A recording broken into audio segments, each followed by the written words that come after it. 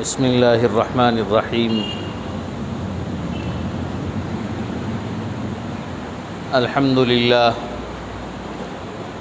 للہ وکفی وسلام علی عبادہ الذین اصطفى اما بعد فقد قال اللہ تعالی اعوذ باللہ من الشیطان الرجیم بسم اللہ الرحمن الرحیم ولا تقولوا لمن يقتل في سبيل الله اموات بل احياء ولكن لا تشعرون صدق اللہ العظیم۔ محترم سامعین اکرام، عزیز بزرگان دین،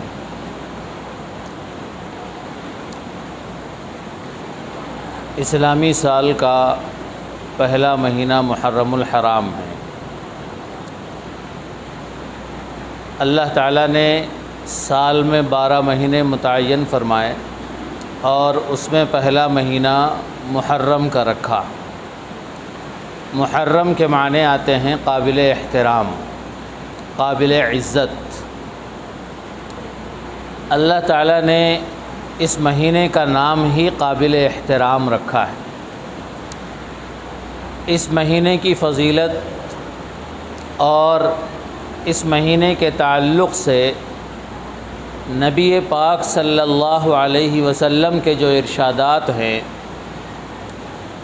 وہ سب سے پہلا تو یہ ہے کہ نبی اکرم صلی اللہ علیہ وسلم نے ارشاد فرمایا کہ اس مہینے میں ایک دن 10واں دن ہے، جو اس دن روزہ رکھے گا اللہ تبارک و تعالی اس کے لیے 1 سال کے گناہوں کا کفارہ بنا دیں گے۔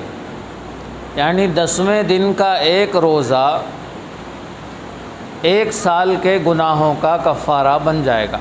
کفارہ یعنی 1 سال کے اس کے گناہ اس روزے کی وجہ سے معاف ہو جائیں گے۔ 1 سال کے گناہوں سے مراد اس کے چھوٹے یعنی صغیرہ گناہ مراد ہیں، بڑے گناہ نہیں۔ گناہ کبیرہ بغیر توبہ کے معاف نہیں ہوتے، چھوٹے گناہ عبادتوں سے معاف ہو جاتے ہیں۔ یہ فضیلت ہے اس مہینے کی، اور اللہ کے نبی علیہ السلام اس مہینے میں عاشورے کے دن یعنی 10ویں کے دن پابندی سے روزہ رکھتے تھے۔ پابندی سے اللہ کے نبی علیہ السلام 10ویں تاریخ کو روزہ رکھا کرتے تھے۔ اب رمضان کے روزے پہلے فرض نہیں تھے۔ جب رمضان کے روزوں کا اعلان ہو گیا کہ رمضان کے روزے فرض ہو گئے ہیں، تو اللہ کے نبی نے 10 محرم کی تاریخ کو روزہ رکھنے کا نہ حکم فرمایا نہ منع فرمایا، نہ ترغیب دیا کرتے تھے نہ منع فرماتے تھے۔ یعنی اہتمام تو ضرور ہوتا تھا، لیکن اصل فرضیت تو وہ رمضان کے روزے کی پھر اللہ رب العزت نے اتار دی، ثابت فرما دی۔ 10 محرم کی فضیلت اور محرم کے مہینے کی فضیلت تاریخی اعتبار سے بھی بہت ہے۔ بہت سے واقعات 10 تاریخ کو محرم کی 10ویں تاریخ کو رونما ہوئے ہیں، اور پھر بعض کتابوں میں آتا ہے حدیث کی کہ قیامت کا دن جو واقع ہوگا وہ بھی محرم کی 10ویں تاریخ کو واقع ہوگا۔ حضرت موسیٰ علیہ السلام کے واقعات بھی بہت سے 10ویں تاریخ کو رونما ہوئے ہیں۔ فرعون سے آزادی ملی، وہ بھی 10ویں تاریخ کو ہوا ہے۔ بہت سے واقعات ہیں، بہرحال ان کی حیثیت تاریخی ہے۔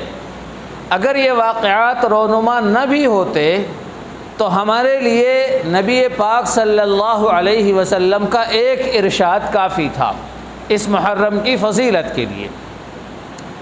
یہ محرم کی اتنی فضیلت ہے جس کا اہتمام پوری دنیا کے مسلمان کرتے ہیں۔ ایک خاص بات محرم کے دن اللہ کے نبی علیہ السلام نے یہ ارشاد فرمائی کہ محرم کی 10ویں تاریخ کو مسلمانوں کو چاہیے کہ وہ مسلمان اپنے گھر کے اہل خانہ اپنے گھر والے جتنے حضرات ہیں ان پر کچھ کشادگی کر دیں۔ کشادگی یعنی زیادہ خرچ کریں۔ 10 محرم کے دن جو شخص اپنے گھر والوں پہ زیادہ خرچ کرتا ہے اس کی برکت سے اللہ تبارک و تعالی سال بھر اس پہ برکت نازل کرتے۔ یہ بھی حدیث پاک ہے، لیکن اس حدیث کی سند میں ضعف ہے، یعنی کمزوری ہے، یہ حدیث ضعیف ہے، لیکن فضائل کے باب میں فضائل کے حد تک یہ حدیث قابل استدلال ہے اور اس پہ عمل کیا جا سکتا ہے۔ تو اس پہ اس نیت سے عمل کرنا کہ اللہ کے نبی علیہ السلام کے فرمان کی بنیاد پر امید ہے اللہ تبارک و تعالیٰ اس کی وجہ سے برکت نازل کریں گے، اس نیت سے اگر کوئی عمل کرتا ہے تو عمل کرنا جائز ہے۔ اور 10 محرم کے دن اگر کوئی اپنے گھر والوں پہ زیادہ خرچ کرتا ہے تو اس کے لیے وہ جائز۔ خرچ کرنے کا کیا مطلب؟ خرچ کرنے کا مطلب یہ ہے کہ اپنی اپنی حیثیت کے مطابق خرچ کرے۔ کھانے میں کچھ اضافہ کر دے، کھانے میں، کپڑے میں اور دوسری چیزوں میں کچھ اضافہ کر دے۔ اگر کسی کے پاس زیادہ پیسے نہیں ہیں، گھر میں 1 سالن بنتا تھا تو 2 سالن کر دے اس دن۔ اگر کچھ سادہ چاول بنتا تھا تو کچھ اچھا چاول اس دن بنا لے۔ اس طریقے سے کچھ نہ کچھ اضافہ ہونا چاہیے، چاہے وہ 1% ہو، چاہے 50% ہو، کتنا بھی ہو۔ اس نیت سے اگر اضافہ کر لے تو ٹھیک۔ اور اگر کوئی اضافہ نہیں کرتا ہے تو اس کا یہ مطلب نہیں کہ اس سے غلطی ہو گئی یا گناہ ہو گیا، ایسا مطلب نہیں ہے۔ اگر نہ بھی کرے تو بھی چلے گا، اگر نہ بھی کرے، اضافہ نہ بھی کرے، لوگوں کو صدقہ خیرات کر دے، کچھ بانٹ دے، تقسیم کر دے، تو اس سے بھی اس کی فضیلت حاصل ہو جائے گی۔ بہرحال 10 محرم کے دن 2 کام کرنے۔ پہلا کام تو یہ ہے کہ روزہ رکھنا ہے۔ روزہ رکھنے کے اندر 9 اور 10 تاریخ کا یا 10 اور 11 تاریخ کا 2 دن روزہ رکھنا ہے۔ اگر 2 دن کوئی نہیں رکھتا ہے، 1 بھی رکھتا ہے، تب بھی کافی ہے، تب بھی اس کی فضیلت مل جائے گی، حاصل ہو جائے گی۔ اور دوسرا کام ہے اپنے اہل و عیال پہ کچھ زیادہ خرچ کرنا، چاہے وہ کھانے کے اعتبار سے ہو یا کپڑے کے اعتبار سے ہو یا کسی بھی اعتبار سے۔ اس سے ہٹ کر 10 محرم کی تاریخ کو کوئی اور دوسرا کام نہیں ہے، یہ بات اچھی طرح ذہن میں رکھ لیجئے۔ 10 محرم کے دن یہ 2 کام کے علاوہ کوئی تیسرا کام حدیث سے ثابت نہیں، کوئی تیسرا کام۔ لیکن آج دنیا کے اندر جو 10 محرم کی تاریخ کو جو چیز زیادہ مشہور ہوتی ہے وہ حضرت حسین رضی اللہ تعالی عنہ کی شہادت کا واقعہ ہے۔ حضرت حسین کی شہادت 10 محرم کو واقع ہوئی، یہ اتفاق ہے۔ حضرت حسین کی شہادت بعد میں ہوئی اور رسول اللہ صلی اللہ علیہ وسلم نے جو فرمان سنایا کہ 10 محرم کو روزہ رکھو، وہ تقریباً 50-55 سال پہلے سنایا۔ 50-55 سال پہلے اللہ کے نبی کا فرمان موجود ہے، اس کے بعد حضرت حسین رضی اللہ تعالیٰ عنہ کی شہادت ہوئی ہے۔ تو شہادت پہلے نہیں ہے، شہادت بعد میں ہے، اور 10 محرم کی فضیلت پہلے ہے، اور 10 محرم کا تعلق شہادت سے یہ بہت بعد کا واقعہ ہے اور یہ اتفاقی واقعہ ہے۔ لیکن ہمارے مسلمانوں کے دشمن، اسلام کے دشمن 10 محرم کو ماتم کرنے والے، 10 محرم کو سینہ کوٹنے والے اور سینے پہ اپنے زخمی کرنے والے، خون بہانے والے، یہ ان کا تاریخی جو تعلق ہے میرے دوستو، اگر ہم تاریخ میں جائیں گے تو بہت لمبی ان کی تاریخ، لیکن حضرت حسین رضی اللہ تعالیٰ عنہ کو دراصل شہید کرنے والے یہی لوگ ہیں۔ شروع میں تو ان لوگوں نے حضرت حسین سے محبت کا دعویٰ کیا اور حضرت حسین کے ہاتھ پر ان لوگوں نے بیعت کی، اور پھر بعد میں مکر گئے اور اتنا واویلا مچایا، اور حضرت حسین رضی اللہ تعالیٰ عنہ کو اور حضرت حسین کے ساتھ ساتھ آپ کے اہل خاندان کو آپ کے چھوٹے صاحبزادوں کو، آپ کے بڑے صاحبزادوں کو اور آپ کے چچا زاد بھائی کو اور دوسرے بھائی کو حضرت میدان کربلا میں شہید کیا۔ یعنی یوں سمجھیے کہ ایک کربناک داستان ہے، اور وہ داستان اتنی کربناک ہے کہ ظالموں نے چھوٹے بچوں کا تک نہ چھوڑا، چھوٹے بچے جو دودھ پینے والے بچے ہیں ان بچوں کو تک نہ چھوڑا، وہاں پہ سارے لوگوں کا ان لوگوں نے خون بہایا۔ میرے دوستو، چھوٹے ایک مختصر سے وقت میں، تھوڑے سے وقت میں اس کا پس منظر کیا تھا، بیک گراؤنڈ کیا تھا، یہ واقعہ وجود میں کیوں آیا، یہ اصل سمجھیے۔ حضرت معاویہ رضی اللہ تعالیٰ عنہ حضور پاک علیہ السلام کے صحابی ہیں۔ حضرت معاویہ کا دور حکومت چھٹا دور حکومت ہے۔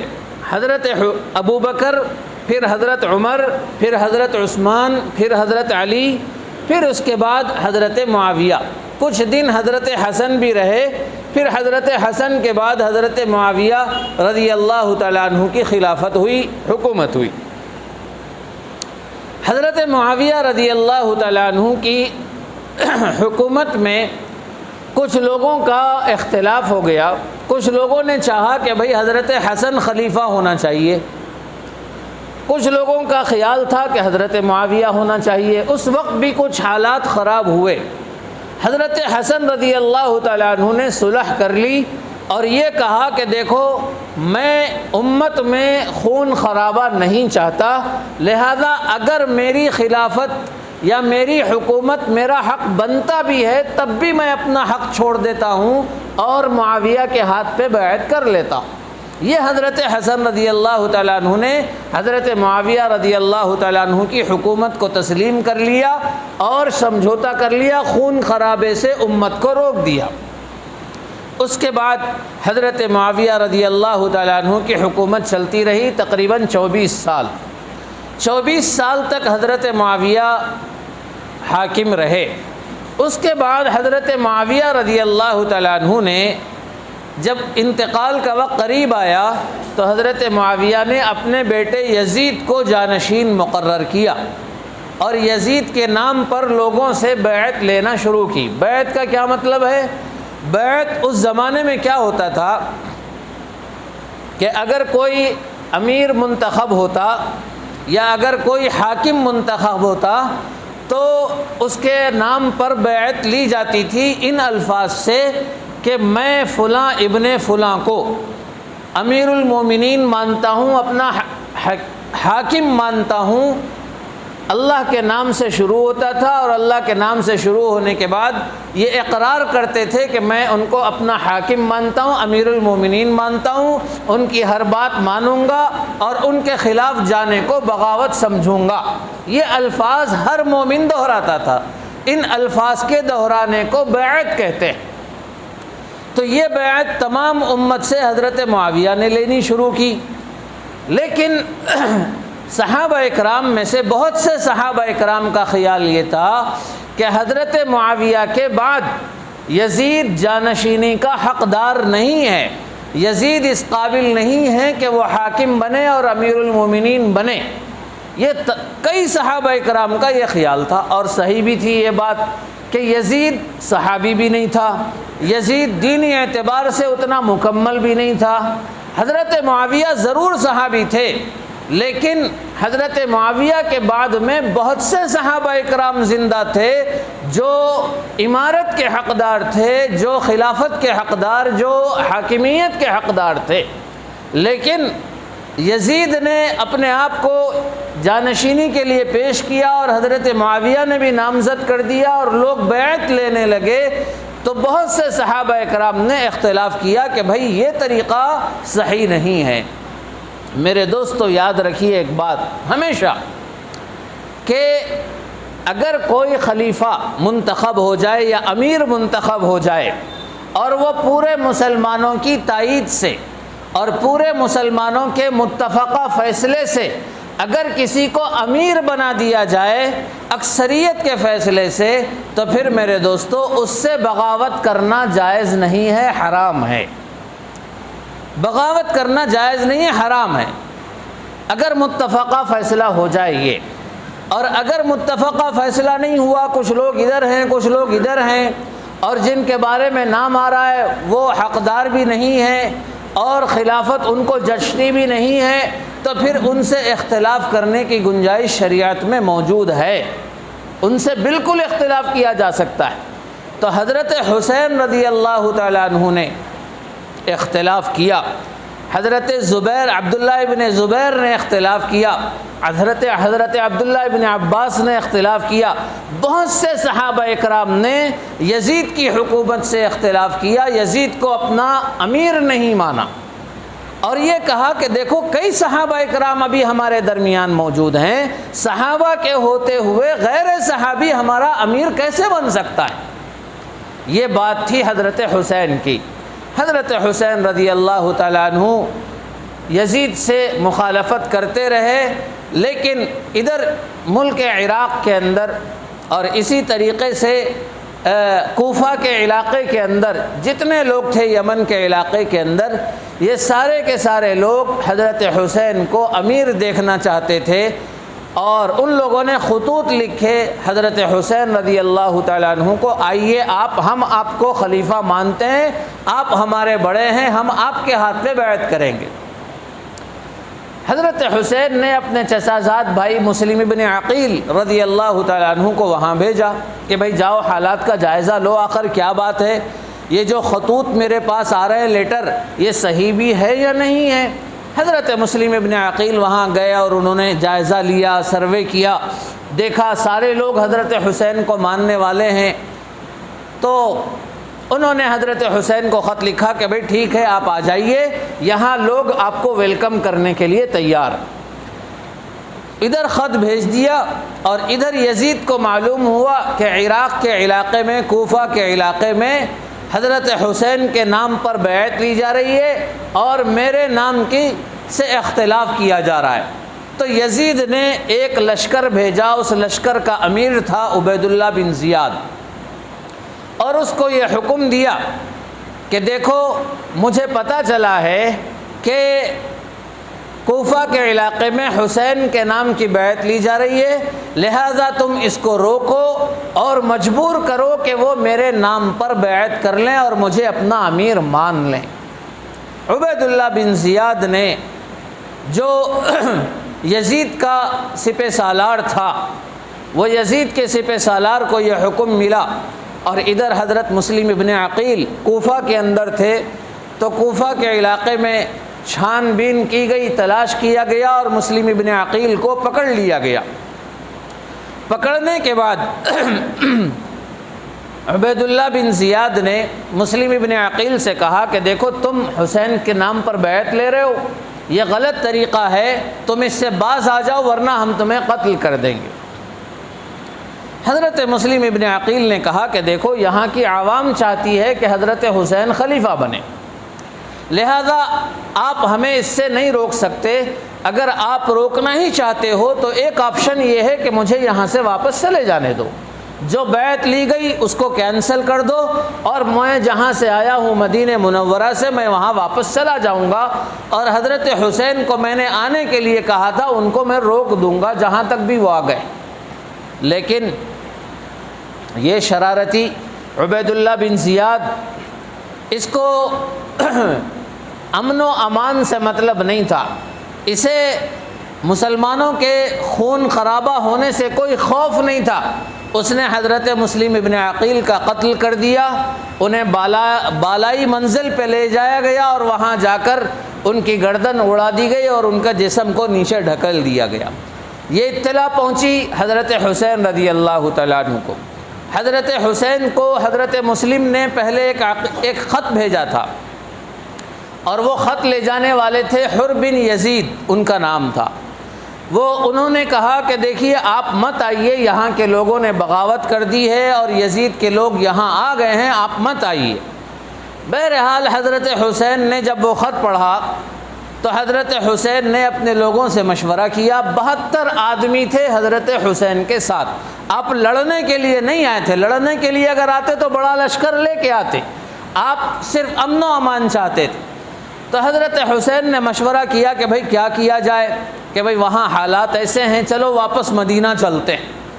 تو حضرت مسلم ابن عقیل کے بھائیوں نے کہا کہ ہمارے بھائیوں کو شہید کر دیا گیا اور ہم واپس چلے جائیں، ایسا نہیں ہو سکتا، ہم اپنے بھائی کا بدلہ لیں گے، ہم اپنی بھائی کی شہادت کا بدلہ لیں گے، لہذا ہم جائیں گے چاہے جو ہو جائے۔ اب حضرت حسین رضی اللہ تعالیٰ عنہ نے دیکھا کہ بھائی ایک ناحق مسلمان کو قتل کر دیا گیا ہے، لہذا اس کا بدلہ لینا چاہیے۔ سب حضرت حسین کو یہ مشورہ دے رہے ہیں تو حضرت حسین بھی تیار ہو گئے۔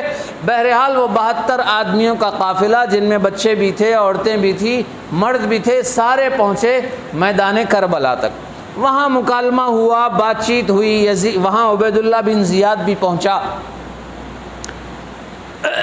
حضرت حسین رضی اللہ تعالیٰ عنہ نے 3 آپشن رکھے۔ پہلا آپشن یہ رکھا کہ میرا راستہ چھوڑ دو، میں خود یزید تک چلا جاؤں گا، جو بات ہوگی اس سے طے کر لوں گا، پہلا آپشن۔ دوسرا آپشن یہ ہے کہ مجھے یہاں سے مدینہ واپس جانے دو، میں اپنے نانا کی زمین مدینہ چلے جاؤں گا اور وہاں جا کر امن و امان سے رہوں گا، یہ دوسرا آپشن۔ تیسرا آپشن یہ ہے کہ اگر تم مجھے یزید تک نہیں جانے دیتے، مدینہ بھی نہیں جانے دیتے، تو مجھے کسی اسلامی سرحد تک پہنچا دو، میں وہاں جاؤں گا، اللہ کے راستے میں جہاد کروں گا، سرحدوں کی حفاظت کرتے ہوئے وہاں شہید ہو جاؤں گا۔ یہ 3 آپشن حضرت حسین رضی اللہ تعالیٰ عنہ نے عبید اللہ بن زیاد کے سامنے رکھے، لیکن عبید اللہ بن زیاد کی نیت صحیح نہیں تھی۔ وہ تو چاہتا تھا کہ حضرت حسین سے یزید کے نام پر بیعت لی جائے، یزید کی حکمرانی کو تسلیم کروایا جائے، یہ عبید اللہ بن زیاد کی خواہش تھی۔ حضرت حسین نے کہا کہ اگر ان تینوں آپشنوں میں سے کوئی آپشن اگر تمہیں تسلیم نہیں ہے، اگر تم مجھ سے جنگ کرنا چاہتے ہو، اگر تم مجھے یزید کی بیعت پہ مجبور کرنا چاہتے ہو، تو یاد رکھو میں محمد الرسول اللہ صلی اللہ علیہ وسلم کا نوازا ہوں، میں کسی غلط آدمی کے ہاتھ پہ بیعت نہیں کر سکتا، میں کسی غلط آدمی کو اپنا امیر نہیں مان سکتا۔ ہمارے درمیان صحابہ کی بہت سی تعداد ابھی موجود ہے اور یزید سے اچھے لوگ ہمارے درمیان ابھی موجود ہے، ان کے ہوتے ہوئے یزید کو اپنا امیر مان لوں، یہ میرے نانا کے دین کے خلاف، میں سر کٹا دوں گا، لیکن میں کسی ناحق آدمی کو، کسی نااہل آدمی کو امارت تسلیم کر دوں اور اس کے ہاتھ پہ بیعت کر لوں، یہ مجھ سے نہیں ہو سکتا۔ میرے دوستو، امارت اتنی نازک چیز ہے، یہ بات ہمیشہ یاد رکھیے کہ امارت بہت نازک چیز ہے۔ امارت سے مراد ہر امیر نہیں ہوتا ہے، امارت سے مراد وہ امیر جو مسلمانوں کا خلیفہ ہو، جو مسلمانوں کا حکمران ہو۔ آج ایک ملک کے اندر جو امیر بنے ہوئے وہ امارت مراد ہے، چھوٹی چھوٹی جماعتوں کی امارت اس سے مراد نہیں۔ تو بہرحال حضرت حسین رضی اللہ تعالیٰ عنہ کا وہاں پر شہادت کا واقعہ پیش آیا۔ عبید اللہ بن زیاد نے تسلیم نہیں کیا، شمر ایک نام کا جرنیل تھا وہ بھی آیا، اس نے مارا۔ پھر حضرت حسین پہ سارے افراد شہید کر دیے گئے، کسی کو بخشا نہیں گیا، سارے لوگوں کو شہید کر دیا گیا۔ پھر آخر میں حضرت حسین رضی اللہ تعالیٰ عنہ کو بھی شہید کر دیا گیا، ظلماً شہید کیا گیا۔ اور اللہ کا کرنا یہ ہوا کہ حضرت حسین کے قتل میں جو شریک تھے، اللہ رب العزت نے سب کو اپنی دنیا کے اندر عذاب دے دیا، سب کو۔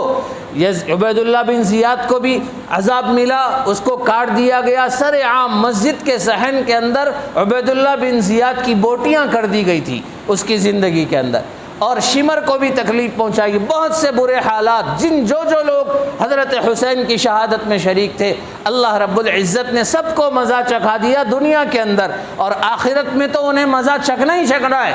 حضرت حسین کے قتل کی سزا تو وہاں ضرور ملے گی، اس سے پہلے اللہ تعالیٰ نے دنیا میں دکھا دیا۔ اور پھر یزید کتنے دن زندہ رہا؟ 2.5 سال اس کے بعد یزید زندہ رہا، پھر اس کے بعد یزید کی بھی حکومت ختم ہو گئی۔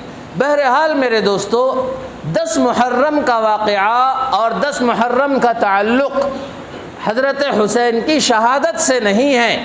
10 محرم کی فضیلت نبی پاک صلی اللہ علیہ وسلم کے فرمان کی وجہ سے ہے۔ اب یہ 10 محرم کو علم اٹھانا، شربتیں بانٹنا، فلاں کرنا اور ماتم کرنا، کالے کپڑے پہننا، میرے دوستو یہ حضرت حسین کے عاشقوں کی پہچان نہیں ہو سکتی، یہ حضرت حسین کے دشمنوں کی پہچان ہے۔ جب حضرت حسین کے سر کو کاٹ دیا گیا تو دشمنوں نے جو نیزہ آتا تھا اس نیزے پہ حضرت حسین کے سر کو ایسے اٹکایا گیا، اور وہ سارے نیزے کو پورے کوفہ کے اندر لے کے گھومتے تھے، پورے کوفہ کے اندر۔ آج یہ لوگ کیا کر رہے ہیں؟ ایک ٹوپی بنائی جاتی ہے اور نیزے پہ جو بھی ہے لکڑی پہ رکھا جاتا ہے اور علم بنا کے آدمی ناچتا ہے، نعوذ باللہ۔ کس کا جشن منا رہے ہو؟ حضرت حسین کی شہادت کا جشن ہے۔ حضرت حسین کی شہادت کا اس طریقے سے واویلا مچایا جا رہا ہے۔ میرے دوستو یہ دین نہیں ہے، یہ اسلام نہیں ہے، یہ کفر ہے، یہ ضلالت ہے، گمراہی ہے جو اسلام کے نام پہ کی جا رہی ہے۔ میرے دوستو کالے کپڑے پہننے کی بھی اجازت نہیں، شربت بانٹنے کی بھی اجازت نہیں۔ لوگ کہتے ہیں شربت بانٹنا کون سا گناہ کا کام ہے؟ میرے دوستو ضرور بانٹیے شربت، لیکن حضرت حسین کے نام پہ تم شربت بانٹ رہے ہو، جس کے لیے ایک قطرہ پانی کا ترسایا گیا اور ایک قطرہ نہیں دیا گیا اور پیاسے شہید ہو گئے حضرت حسین۔ میرے دوستو یہ کون سا طریقہ ہے کہ ایک پیاسے کا ماتم کر رہے ہیں، دوسروں کو پانی پلا کے، شربتیں پلا کے مزے اڑا رہے ہیں؟ اگر اتنی ہی محبت ہے تو خود پیاسے رہ کے دکھائیے، خود روزہ رہ کے دکھائیے، یہ اصل محبت۔ تو میرے دوستو آج کی اس تاریخ کے اندر فضیلت محرم الحرام کی حضور کے فرمان کی وجہ سے ہے، حضرت حسین کے واقعے کی وجہ سے نہیں ہے۔ حضرت حسین کی شہادت بھی بہت بڑی شہادت ہے، حضرت حسین کا مرتبہ بھی بہت بڑا مرتبہ ہے، ان سے محبت کے بغیر ہمارا ایمان کامل نہیں ہو سکتا۔ تو اس لیے میرے دوستو جو محرم کے اندر بدعات، رسوم و رواج جو اپنائے جاتے ہیں اس کو ترک کرنا چاہیے، چھوڑنا چاہیے۔ 2 کاموں کے علاوہ، روزہ اور اپنے اہل و عیال پہ زیادہ خرچ کے علاوہ اور کوئی تیسرا کام 10 محرم کے دن نہیں ہے۔ اللہ تبارک و تعالی ہم سب کو ان شہادتوں سے سبق سیکھنے کی توفیق نصیب فرمائے، دین کے لیے، ایمان و اسلام کے لیے ہمیں بھی اپنی گردن کٹانے کی توفیق نصیب فرمائے، اور حضور پاک علیہ الصلاۃ والسلام کے دین کو ہمارے دلوں میں مضبوط فرمائے اور ثابت قدم فرمائے۔ وآخر دعوانا الحمد للہ رب العالمین۔